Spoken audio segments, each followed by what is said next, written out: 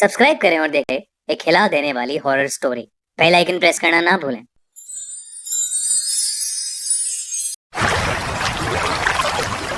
रसूलपुर नाम के एक छोटे से गांव में गिरिधरी नाम का एक आदमी रहता था। गिरिधरी एक माझी था। वो नाव चलाकर जो कुछ भी कमाता था उससे वो अपना घर चलाता था।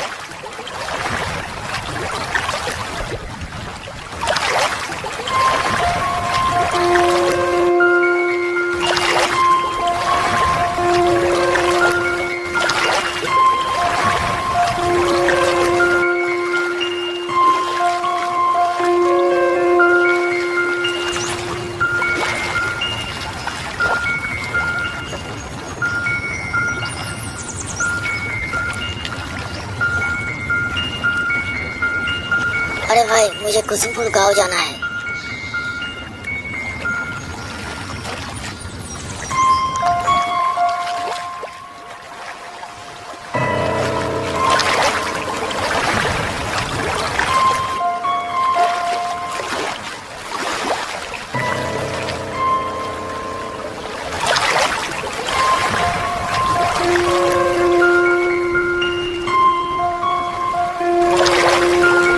गिरिधरी यात्रियों को नदी के एक पार से दूसरे पार ले जाता था और दूसरे गांव के यात्रियों को इस पार ले आता था। गिरिधरी जैसे और भी माझी थे जो नाव चलाकर पैसा कमाते थे।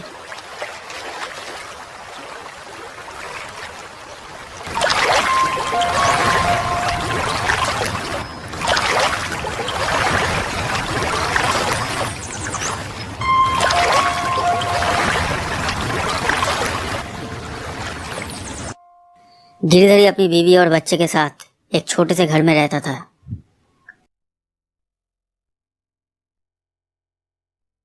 अच्छा सुनो, आज घर लौटते समय चावल और थोड़ी सब्जी लेके आना।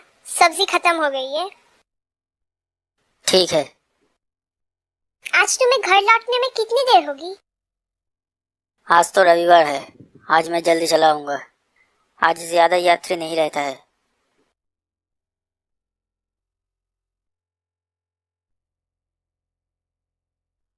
गिरिधरी रोज सुबह घर से निकल जाता था नाव चलाने के लिए और रात को घर लौटता था।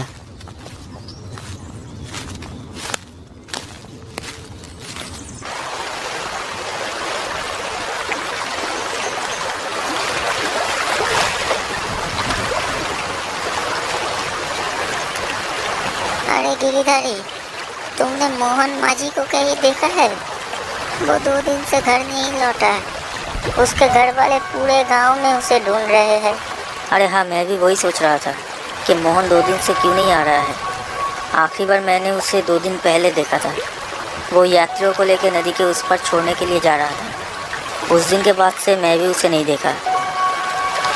ओह अच्छा, ठीक है। अगर तुम्हें उसकी कोई खबर मिली तो उसके घर वाले को जाके बता देना। ठीक है।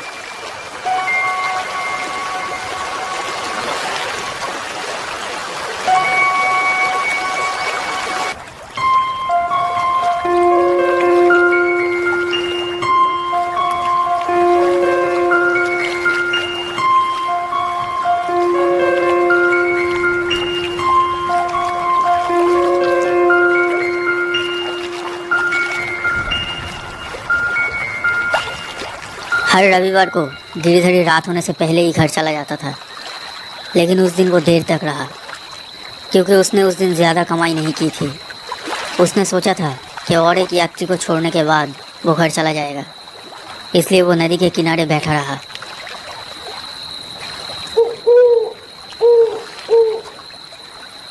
ये मोहन माझी आखिर कहाँ गया होगा? 2 दिन से नाव चलाने भी नहीं आया, घर वाले से भी कुछ कहकर नहीं गया। कहाँ चला गया? अरे आज तो मुझे घर जल्दी लौटना है, चावल और सब्जी ले जाना होगा। लगता है आज और कोई यात्री नहीं आएगा। अंधेरा भी हो रहा है। भूपेन चाचा भी अपना नाव लगा के घर चला गया है। चलो मैं भी घर चला जाता हूँ।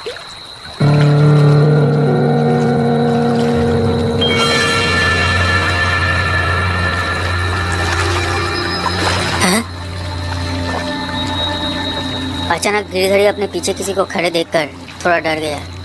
उसने देखा कि कि एक महिला सफ़ेद साड़ी में खड़ी है। घने अंधेरे में गिरधरी उसका चेहरा ठीक से नहीं देख पा रहा था। गिरधरी उससे कुछ पूछने ही जा रहा था कि तभी उस औरत ने कहा, मुझे उस पार जाना है। गिरधरी ने सोचा कि आखिरी यात्री है, इसे छोड़कर घर चला जाएगा।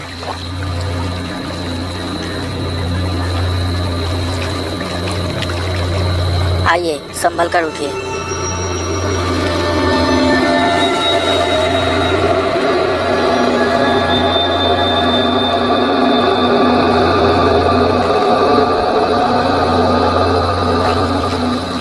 जब वो महिला नाव में चढ़ती है तब गिरधरी को थोड़ा अजीब लगा, क्योंकि जब वो महिला नाव में उठी तब नाव थोड़ी सी भी हिली नहीं।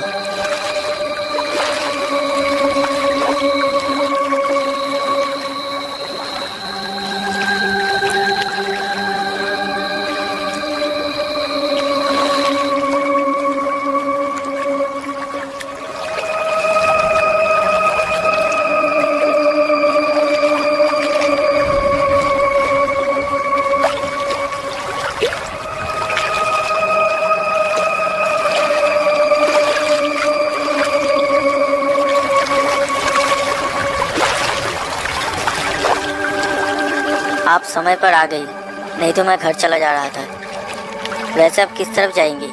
कुसुमपुर गांव की तरफ या फिर रायचौक गांव की तरफ? बांस बगीचे की तरफ।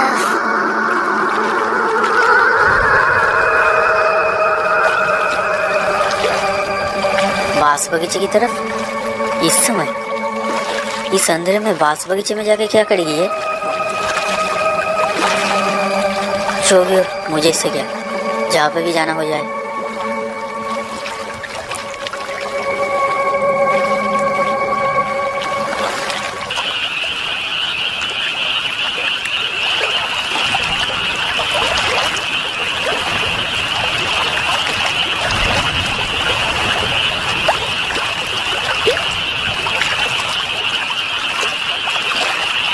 आइए, बांस बगीचा आ गया, संभल कर उतरिएगा।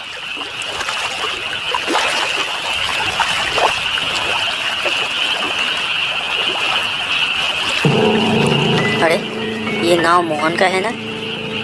लेकिन मोहन अपना नाव यहाँ छोड़ के कहाँ चला गया?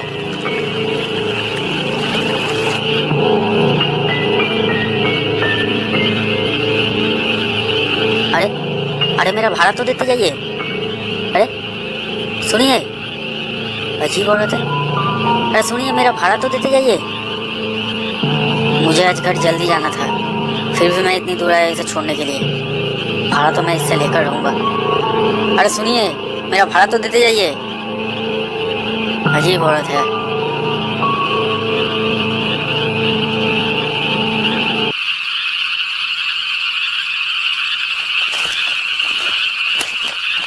अरे सुनिए।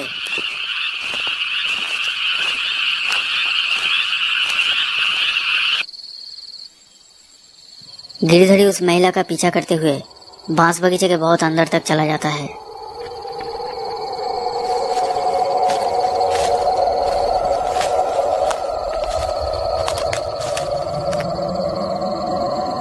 इतनी दूर आके मेरा भाड़ा ना देकर चले जा रही है आप। मेरा भाड़ा देकर जाइए। अजीब औरत है। सुनिए आप।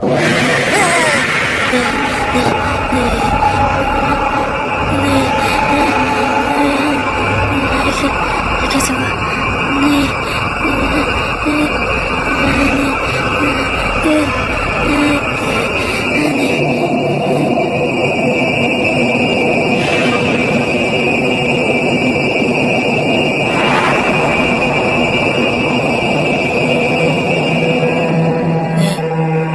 ये कैसे हो सकता है? कहाँ चली गई वो औरत? मुझे यहाँ से भागना होगा। मुझे यहाँ से भागना होगा।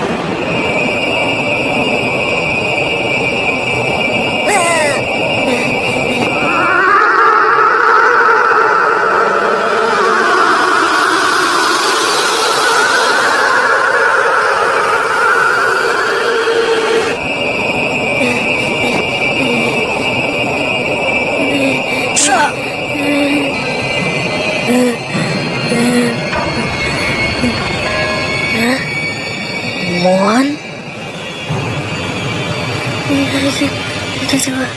नहीं, नहीं, नहीं,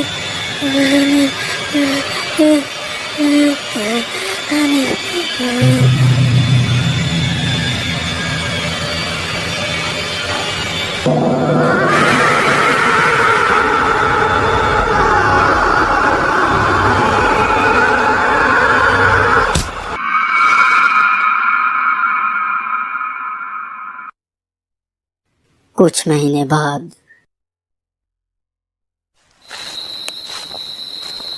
अंधेरा होते ही सब माजी अपने अपने घर चले जाते हैं। मुझे और भी जल्दी आना चाहिए था।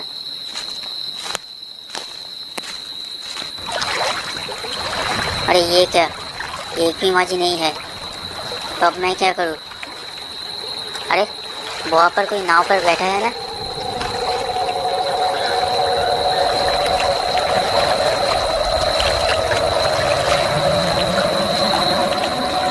जाकर पूछता हूँ उस पर जाएगा कि नहीं।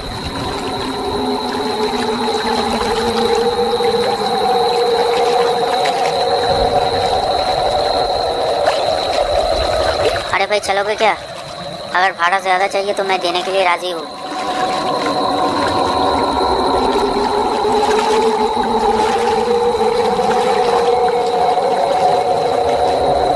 बहुत बहुत शुक्रिया आपका। मुझे राय चौक की तरफ जाना है।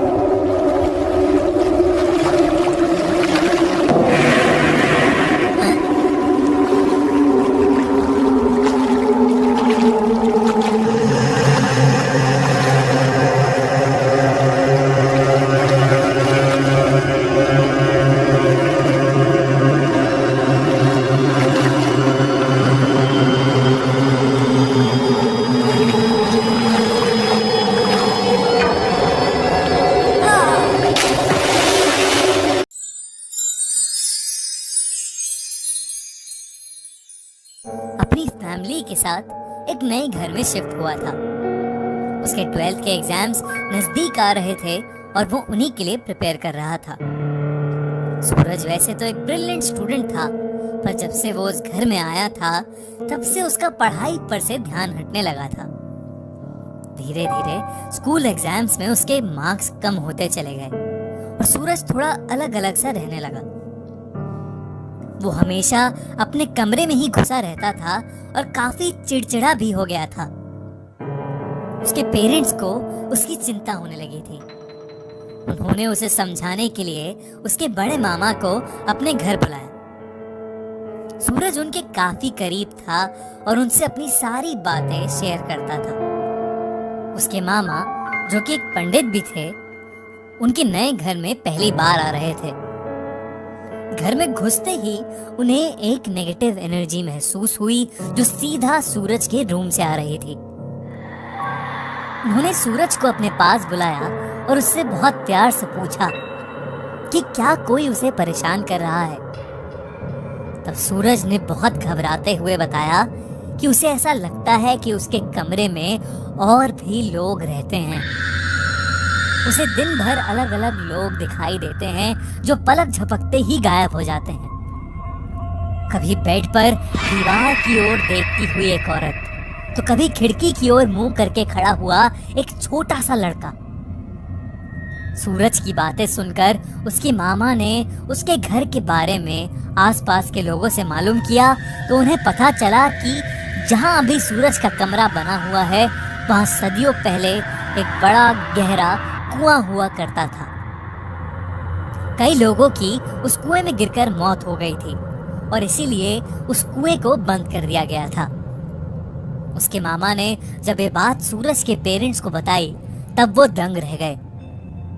उसके मामा ने बताया कि ये नेगेटिव एनर्जी उसके कमरे में उन लोगों की भटकती आत्माओं की थी जो उस कुएं में गिरकर मर गए होंगे पर आज तक उन्हें मुक्ति नहीं मिली।